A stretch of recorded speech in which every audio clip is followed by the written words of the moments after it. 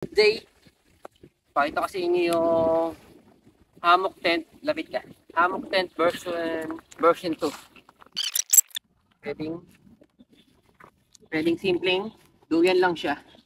I-packet dito at dito.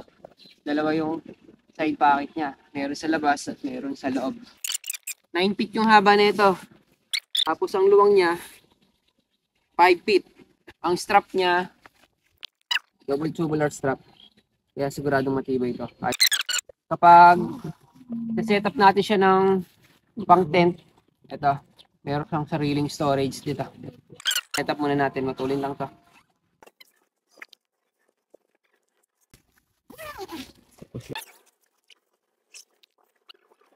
Dalawang slider para isasarado mo sa paikot.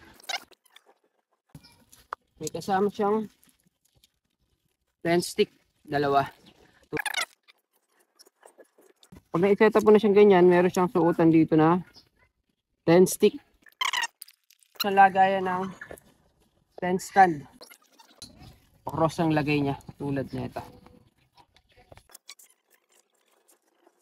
Yung isa. Ito yung isa. Pinagkaiba niya sa hammock tent na version 1. Meron ganito. Meron pa siyang mosquito net. Pwedeng mesh pag mainit. Kapag malamig naman, pwedeng sarado.